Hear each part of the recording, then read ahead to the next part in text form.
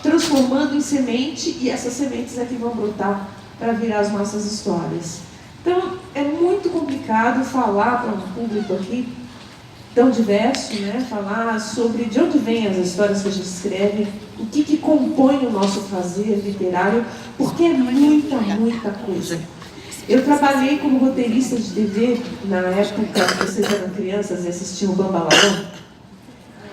Eu escrevi histórias com o Bambalalão, né? A apresentadora, a Gigi, aparecia e falava: hoje nós vamos contar uma história da Rosana Rios. E vocês não têm ideia como era insano aquilo. A gente tinha que entregar histórias todo mês, uma pilha, e naquele tempo não tinha computador, era máquina de escrever com cópia em carbono. Umas coisas muito doidas. Mas tinha que ter texto produzido. Então era um trabalho remunerado, eu tinha um contrato com a TV Cultura para entregar textos. Eu tinha que entregar teleteatros, contos para o contador de histórias contar. Quem assistiu Bambalalão via né, o João Acaiado sentado numa fogueirinha bem falsa, assim, fake. E ele contava as histórias e tal, e a gente tinha os bonecos, nós escrevíamos histórias dos bonecos. Então era um trabalho insano. Eu tinha que sentar e escrever. Eu não tinha tempo para esperar a inspiração. E toda vez que eu vou conversar com crianças, em sala de aula, biblioteca, feira do livro, o que é que for, toda vez eles perguntam, levanta a mão ali, quem quer fazer pergunta? De onde vem a inspiração para os seus livros? Inspiração. Né? E eu costumo dizer o seguinte, bom, inspiração, tá, com licença dos meus amigos escritores, vou revelar o segredo da profissão. Posso, Ricardo? Não conta para os colegas que eu não revelei. Inspiração não existe. O que existe é transpiração. Então, quando eu comecei a escrever, meu primeiro trabalho profissional com textos para crianças foi no Bambalalão, foi para a TV Cultura. Né? Logo depois eu comecei a publicar livros, então aí tinha um editor, o outro falava, manda um texto para mim e tal. Então, se eu sentasse numa mesa, né, um caderno, uma caneta, o legal seria imaginar aquelas penas dos escritores antigos que molhavam na tinta e escrevia assim, aquilo que era bonito, né? Sentar na mesa, esperar que de repente ali em cima o céu se abra, abre uma porta, e da porta vem uma luz, tchoft. Aquela luz que nem esse refletor que está vindo em cima de mim, e aí os anjinhos fazem, oh! E aí baixa a inspiração. Baixou a inspiração e aí você começa a escrever que nem um doido, porque está baixando a inspiração, é assim que funciona. E, né, na minha inocência, eu achei que eu ia sentar lá e ia vir inspiração. E eu podia ficar lá sentada 24, 48, 72 horas e não via inspiração porcaria nenhuma. Porque a inspiração não vem de fora. Não abre um buraco no teto, não vem uma luz, o anjinho não diz ó, né? E não baixa a inspiração. A gente tem que ir em busca das histórias, a gente tem que ir em busca dos personagens, a gente tem que ir em busca da matéria dos sonhos. Porque nós somos feitos da matéria dos sonhos, já dizia Shakespeare, e as nossas histórias são feitas da matéria dos sonhos. Então a gente tem que ir atrás. E não tem muitas formas de ir atrás a não ser lendo, conhecendo, viajando, passeando, conversando com as pessoas e alimentando a nossa bagagem de leituras com todas as leituras que a gente possa fazer. E quando eu falo de leitura, eu não estou falando só de abrir um livro e ler o que está escrito ali. Eu estou falando de leitura de mundo. Eu estou falando de ler imagens, eu estou falando de ler cores, eu estou falando de ler sons. Toda música que a gente ouve nos conta uma história.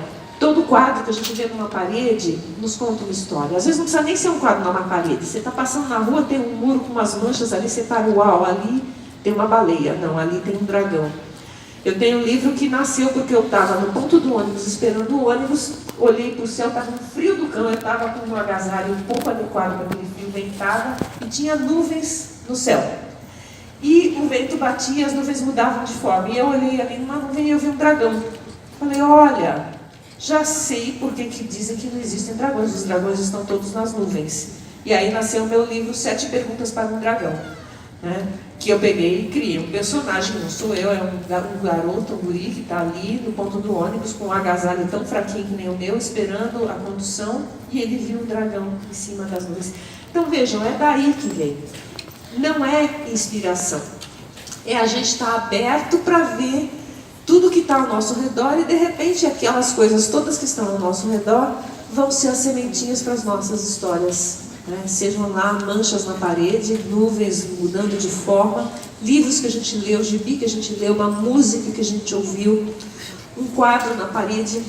Eu não vou me alongar muito, porque eu vou passar para o Ricardo, mas eu queria contar para vocês o seguinte. Eu tenho um livro que foi ilustrado pelo Ricardo. Na verdade, eu tenho acho que uns 2, né? Ou 3, sei lá. 2. Tem um livro meu que foi ilustrado pelo Ricardo, que se chama O Homem que Pescou a Lua. E esse livro nasceu... Foi. Esse livro nasceu... A história do Homem que Pescou a Lua nasceu porque um dia eu estava na casa de 2 amigos, Michele e Liliana Iacocca. Eu estava na casa da Liliana Iacocca, seu marido Michele. Liliana já faleceu, mas a gente sente muita saudade dela. E a gente estava batendo papo sobre livros, sobre escritores, sobre essa coisa doida. E eu olhei na parede e tinha um quadro na parede. Um quadro bem simples, bem de pintura popular, que tinha um rio, tinha um barquinho, tinha um pescador com uma rede e tinha uma lua no céu que se refletia no rio, na água do rio. E eu olhei aquilo e falei, nossa, imagina se esse homem jogar a rede e pescar a lua. E aí eu criei o livro O Homem que Pescou a Lua, que foi para o Ricardo, e o Ricardo ilustrou. E quando eu vi as ilustrações, eu fiquei, uau, eu tenho um livro ilustrado pelo Ricardo Azevedo. Então, vejam só, de um quadro que eu vi na parede, né? Por que eu estou falando tudo isso? Porque não dá para a gente dissociar a literatura, a arte da palavra, a poesia, a ficção, a narrativa, o conto popular, o mito, todas essas coisas que a gente acha maravilhosas e que nos alimentam, não dá para dissociar das imagens, das cores, dos sons e de todas as artes, dos movimentos. Eu acho que eu sou arte educadora, então, estou puxando a brasa para minha sardinha, mas eu acho que não dá para a gente falar só em caixinhas fechadas onde existam essas artes. A gente precisa de todas elas e, muito importante, as nossas crianças, os nossos jovens precisam de todas elas.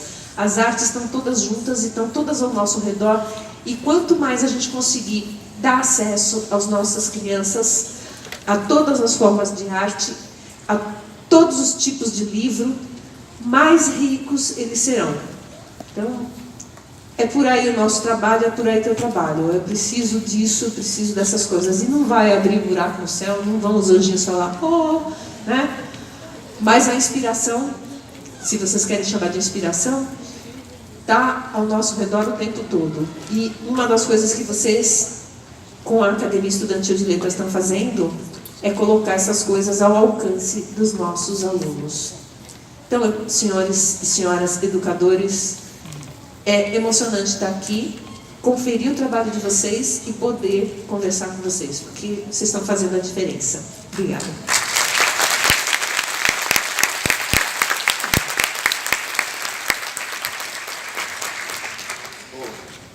Boa tarde mais uma vez, estou muito contente de poder estar aqui, né?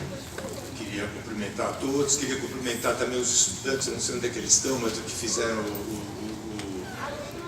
estão em ensino. Muito obrigado, hein, gente? Obrigado também para vocês. Então, pessoal, muito legal, os professores também, maravilhoso poder ver essas pessoas fazendo trabalhos a partir do trabalho que eu faço, né? E sei lá, super gratificante. Eu fiz umas anotações aqui quando eu fui convidado. Quando eu fui convidado pelo Samir, a ideia... Falei que ele era chique. Oi? Como? Eu falei que você é chique, você trouxe a tela. Eu fiz umas anotações, na verdade, né? E eu achei interessante e fiquei pensando comigo assim, o que eu vou falar, né? A leitura de fruição está na vida. Eu acho que está mesmo. Mas, e aí me vieram algumas ideias, e eu fiz uma anotação aqui. Na verdade, eu trouxe isso aqui principalmente porque eu vou ler alguns textos para você curtinhos. Não se preocupem que não vamos chatear, não. Espero que não chateiem, pelo menos. Mas é o seguinte, gente, a gente vive numa sociedade de consumo. Tá? Nós estamos condicionados a essa sociedade, acho que cada vez mais e brutalmente, né? Então a sensação que eu tenho é que sempre, em qualquer lugar, em todos nós, acho que vocês também devem sentir isso, eu sinto, imagino que a Rosana sinta também, quer dizer que parece que a gente vai fazer um trabalho por trás, em cima, lá em cima, tem alguém com uma máquina de calcular. E ela está fazendo, essa pessoa está medindo assim os prós e os contras, né, desse investimento que vai ser feito. É o custo, chamado custo de benefício. E eu fico pensando assim, que livros também são produtos, né? Também são fabricados, mas livros não são produtos assim. Se vocês forem pensar, por exemplo, num tênis, numa cadeira, sei lá, num perfume, o que vocês quiserem, são produtos de consumo, nós consumimos e eles acabam. Livros não. Eu guardo na minha casa livros. Outro dia mesmo nós fizemos uma reunião em casa, né, e eu mostrei para eles livros que eu guardei da minha infância, que me marcaram na minha infância, que continuam comigo e vão morrer comigo. Aliás, eles estão dentro de mim. Mesmo que aqueles livros que eu perdi ao longo da vida, eu tenho 69 anos, já perdi muita coisa, mas os livros que me marcaram mesmo, eu nem preciso deles. Eles estão dentro de mim, totalmente dentro de mim. Se vocês forem, quem é leitor aqui sabe muito bem o que eu estou falando, né, na verdade. Então a palavra consumo que nós usamos diariamente para cima e para baixo, produtos de consumo, cálculos, prós e contras, investimentos, tem nada a ver com a literatura, com o que nós lemos e tal, né? Eu botei aqui, né, a ficção, como a Rosana estava contando, né, como é que ela cria um pouco, e essa inspiração ou não inspiração, sei lá, eu também acho que não tem inspiração. Mas a ficção é aquilo, é quando o escritor ele fala assim, isso não aconteceu, mas poderia ter acontecido. Eu, pelo menos, trabalho muito assim, quer dizer, eu imagino uma coisa, eu falo assim, poxa, isso não aconteceu, mas podia ter acontecido. E se acontecesse, aí poderia ter acontecido mais isso, mas aqui você vai construindo um troço. O Mikhail Bakhtin, um importante teórico da literatura, aliás, era um gênio, ele deu tiro, ele falou de história, ele falou de um monte de coisa, cultura oral, por exemplo, um estudioso muito importante, falou da linguagem, da literatura e tal, né? E ele falava uma coisa que eu acho, para mim, quando eu li, eu falei, puxa, é exatamente isso. A ficção, ele usa a palavra fantasia, na verdade, mas é ficção, porque em grandes linhas é ficção. É uma forma de experimentar a verdade. E se vocês forem reparar, os textos, os temas que nos marcam, são experiências, são como se fossem experiências de vida, elas não aconteceram. Eu vou ler, justamente, eu trouxe os textos que eu vou ler aqui, para falar um pouco sobre isso, né? Obviamente são ficção, entretanto nos marcam e podem nos marcar, ou pelo menos nós identificamos que esse texto está tratando de assuntos da vida, mais ou menos, tá? Nós estamos acostumados com uma linguagem objetiva dos livros técnicos. Essa linguagem, se vocês forem olhar bem, pensar bem, a linguagem técnica, ela fala sobre o mundo, sobre as coisas. A linguagem da ficção não, ela fala dos homens. Ela fala de homens, de dentro de homens. Não é a coisa que nós olhamos lá fora, ela fala de dentro do homem. E através daquele texto nós entramos em contato com experiências, com sentimentos, com subjetividade, outro departamento. Enquanto um texto fala assim, a água ferve a 100 graus, e é importante que a gente tenha contato com textos assim, né? Quer dizer, o texto marcado pela subjetividade vai entrar em outros departamentos e departamentos que nos interessam muito e até eu diria que nos humanizam. Então eu fiz o seguinte, eu peguei tudo bem, só que a ficção é extremamente ampla. Eu peguei assim, olha, eu vou ler aqui o trechinho, né? Vejamos uma ficção voltada totalmente para a linguagem, para o material da linguagem, para os sons e ritmos da linguagem, para o plano da forma e não do conteúdo. Então eu vou ler um pequeno poema do Murilo Mendes, As Válvulas. Então vejam só, é ficção, que isso aqui não existe, né?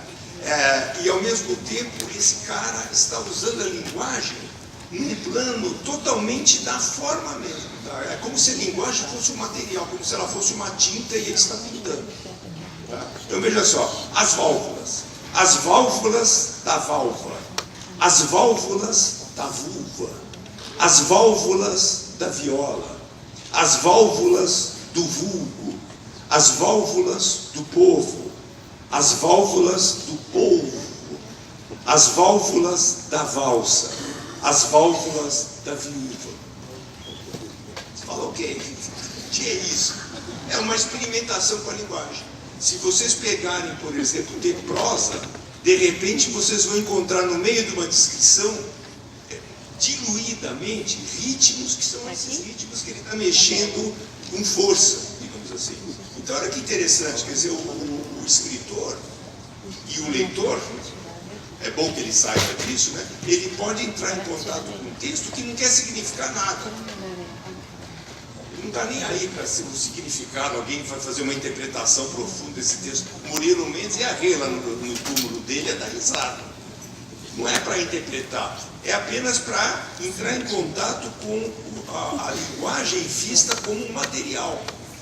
Se vocês pensarem naquelas palendas, que eu não sei nenhuma, mas as mulheres sabem, muitas vezes, sabe? Lenga, lenga, tec, tic, tom, bababam, bibi, não sei o quê.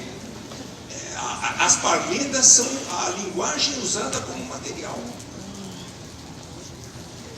Hoje é domingo, pé de cachimbo e... Cachimbo é de barro, bate no jarro, o jarro é de ouro, bate no touro, o touro é valente, bate na gente, a gente é fraco, cai no buraco, o buraco é fundo, acabou-se o mundo. É isso aí, entendeu? Isso é uma forma, isso aí é um plano que a literatura tem, que é de usar o material, a linguagem principalmente como material. Por exemplo, um cara como Guimarães Rosa usou muito isso, com mais sentido um pouco, mais uma poesia, uma prosa poética inacreditável, aliterações, intelectual. Vamos comparar esse poema aqui. Eu vou ler um poema para vocês. Esse poema, eu já vou avisando para vocês, é um poema realista. Chama-se Vietnã. Mulher, como você se chama? Não sei. Quando você nasceu, de onde você vem? Não sei. Por que cavou esse buraco no chão? Não sei.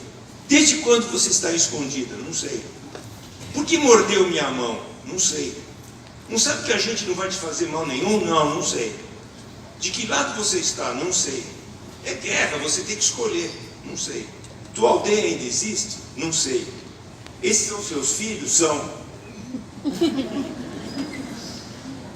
Outro tipo de texto, bem diferente daquele. Esse aqui ele está submetido, a realidade está submetida ao texto. Outra coisa completamente diferente. Muitas coisas para a gente ler.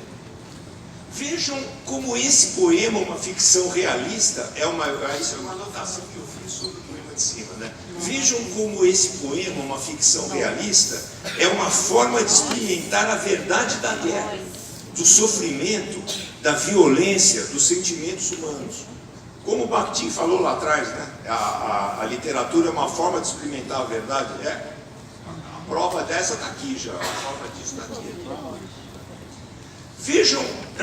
Vejamos um trecho desse poema, No Caminho de Mayakovsky, de Eduardo Alves da Costa. É só um trecho do poema, tá? Na primeira noite, eles se aproximam e roubam uma flor de nosso jardim, e não dizemos nada. Na segunda noite, já não se escondem. Pisam as flores, matam o nosso cão e não dizemos nada. Até que um dia, o mais frágil deles entra sozinho em nossa casa, rouba-nos a luz e, conhecendo o nosso medo, arranca-nos a voz da garganta e já não podemos dizer nada. Ele nunca...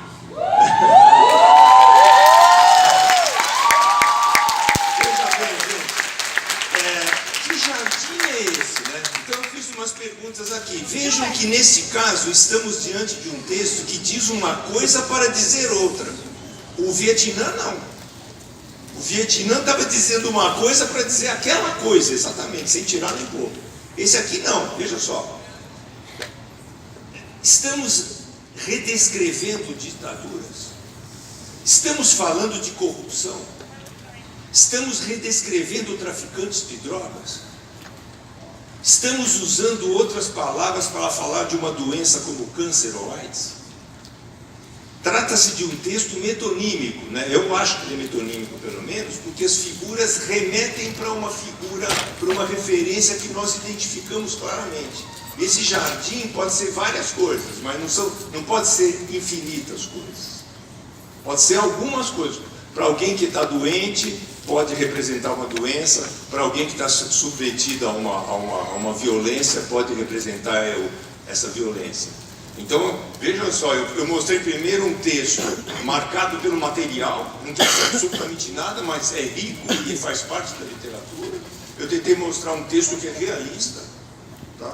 Tentei mostrar um texto que diz uma coisa para dizer outra, mas uma coisa que nós podemos tomar uma cervejinha juntos aqui e talvez a gente chegue em algumas conclusões, não em uma só, mas em algumas conclusões. Vocês estão notando que ele já está falando da cerveja, só está falando um pão com queijo. Pão com queijo e cerveja. O seu alter ego falou que você gosta. Então eu botei aqui, nesse caso, a transferência de sentido ocorre dentro de um contexto limitado e específico, tomando a parte pelo todo, etc, etc e tal. Por isso que é metonímico que eu chamei. Agora vejam esse texto do Murilo Mendes também. Metade passa. A mulher do fim do mundo dá de comer às roseiras, dá de beber às estátuas, dá de sonhar aos poetas. A mulher do fim do mundo chama a luz com o assobio, faz a virgem virar pedra, cura a tempestade, desvia o curso dos sonhos, escreve cartas ao rio, me puxa do sono eterno para seus braços que cantam. Aí complicou. Aí precisa tomar muito vinho. Esse texto é um texto metafórico. A metáfora no sentido pleno da palavra, né? Quer dizer, a metáfora, quando nós usamos, ela é riquíssima, né? E ela é arbitrária. O poeta usa, mas não só o poeta. Por exemplo, vocês pegarem o Cortázar, A Casa Tomada. Que casa tomada é aquela? Os caras entram na casa, quem descreve, que é o irmão e a irmã, saem da casa e vão embora, a casa foi tomada, e aí? Que raio é aquilo? É uma metáfora, né? Um pouco metonímica, mas é uma metáfora também. Então eu quis trazer para vocês esses exemplos, que eu acho que esses 4 exemplos, eles englobam muita coisa da literatura. Uma literatura que ela é baseada na linguagem principalmente, a linguagem é mais importante que o sentido. Uma literatura que busca a realidade, descrever a realidade, por exemplo, Rubem Fonseca. Não sei se você já leu Rubem Fonseca. Rubem Fonseca é um cara, pá! Assim, ele fala, você parece que você está vendo um filme, às vezes violento. Uma literatura que fala uma coisa para dizer outra, mais levemente. E uma literatura, em geral é a poesia que usa isso mais, né? Que ela simplesmente abre a nossa cabeça para imagens. Né? Aqui, olha aqui. A mulher do fim do mundo dá de comer às roseiras, dá de beber às estátuas, dá de sonhar aos poetas. A mulher do fim do mundo chama a luz com um assobio. Veja quantas imagens que o cara cria. Faz a virgem virar pedra, cura a tempestade, desvia o curso dos sonhos, escreve cartas ao rio, me puxa do sono eterno para os seus braços que cantam. A última coisa que eu queria falar é o seguinte: tem um teórico da literatura que é muito legal, que é o Wolfgang Iser. E ele, páginas tantas de um livro dele, ele fala o seguinte: olha, é o seguinte, quando nós nascemos, quando a gente percebe que nasceu, já se passaram uns 3, 4 anos. Nós somos jogados no mundo que nem pegar um bonde andando total. Então, de repente, com 3, 4 anos, a gente começa a identificar que existem famílias, que nós somos uma família, tem a família do vizinho, tem colegas, tem amigos, tem escola, sei lá. E mais ou menos passaram-se 3 anos do nosso nascimento. Ele chama de ponto cardial inicial. O ponto cardial final é quando nós morremos. tanto um quanto o outro, não dá para a gente cognitivamente vir aqui e dar uma contada no que aconteceu, nem chegar numa lógica muito grande. Quer dizer, o cara morre, estica as canelas e fim de papo. Não dá para explicar depois, voltar e falar, olha, gente, o negócio é o seguinte e tal. E no meio do caminho, entre um ponto cardial inicial, que nós não temos acesso cognitivo, e o ponto cardial final, que nós não temos acesso cognitivo, nós envelhecemos e adquirimos experiência. Então nós mudamos. Por exemplo, quando a gente tinha 10 anos, a gente era uma pessoa. Quando a gente tem 20, a gente é aquela pessoa de 10, mas não é bem. Nós já mudamos, nós já tivemos experiências que nos mudaram como pessoa. Com 30, 40, 50, até o cara de 99 anos batendo as botas. Eu não sei se vocês viram ontem no jornal, acho que estava na Folha do Estado, temos em São Paulo, na Prefeitura de São Paulo, um médico de 95 anos que ele atende no SUS. Acredite se quiser, ter a matéria no jornal. Ele está aprendendo, porque inclusive ele tem que fazer cursos para se atualizar. Inacreditável, o cara tem 95 anos, vai todo dia lá atender. Tem a fotografia do cara e tudo. Bom, um ser humano que sai de baixo. Mas o que eu quero dizer é o seguinte, o Iser, ele fala o seguinte, que diante dessa dificuldade de ser alguém, afinal de contas, nós não sabemos de onde viemos, não sabemos para onde vamos, e no meio do caminho estamos mudando o tempo todo. Nós temos buracos, ele fala, porque acontece o seguinte, quando nós temos uma pergunta, por exemplo, o cara tem 5 anos, ele tem 1000 perguntas, tem 1000 buracos. Quando ele preenche aquele buraco, ele já mudou. Então aquela resposta é legal, mas não refresca muito, entendeu? Porque ele já tem 1000 outras perguntas. Ele já tem 15 anos. Imagina, ele tinha 5, as perguntas de 5. É moleza, mas vezes de 15. Aí quando ele resolve as perguntas de 15, ele já tem 25. Já surgem outros negócios, outras questões. E assim é a vida. O que o Wolfgang Iser diz? Ele fala assim, a ficção é um recurso humano para preencher esses buracos. Então, quando nós entramos em contato com a literatura, nós entramos em contato com nossos buracos, através dos buracos daquele autor ou do personagem, o que quer que seja. Né? Eu acredito piamente nisso, gente. Eu vou contar, só para terminar minha fala, uma experiência que eu tive antes de ler o Iser, hein? Com esse detalhe, antes de ler o Iser, há muitos anos atrás, eu tenho um livro que chama A Casa do Meu Avô. Só que eu não conhecia os meus avós, eles morreram antes de eu nascer. E eu tinha essa questão, entendeu? Que meu pai falava, não, tem a casa do meu pai, eu fiz isso aqui, eu não conhecia, pô, os caras morreram. E eu escrevi justamente um livro chamado A Casa do Meu Avô. Aí era muito comum que eu fosse na escola, a criança que ia, a primeira pergunta, levantava a mão, moleque, ela, vem cá, essa casa é do seu avô? E eu sempre respondi de uma forma, digamos assim, mais protegido, mais abstrato. Eu sempre falei assim, não é a casa do meu avô, porque eles morreram antes de eu nascer, um blá blá blá assim, mais formal, né? Mas nesse dia, não sei por que cargas d'água, eu falei assim, olha, não, eu acho que eu tinha um buraco dentro de mim. E para preencher esse buraco, eu tinha saudade de uma coisa que eu não pude viver, porque os meus avós já tinham morrido. E para preencher esse buraco, eu escrevi esse livro. Aí uma menina sentada aqui desse lado levantou a mão. Eu não moro com meu pai. Eu falei, opa, já me derrubou ali, né? O que eu falo aqui? Eu falei, mas você vê o seu pai? Não. Aí enquanto ela falava, eu estava ali, né? Daí eu cheguei para pegar, você tem um buraco? Tenho. Quer dizer, quando você crescer como eu, você vai querer preencher o seu buraco com um livro, uma coisa assim? Sim.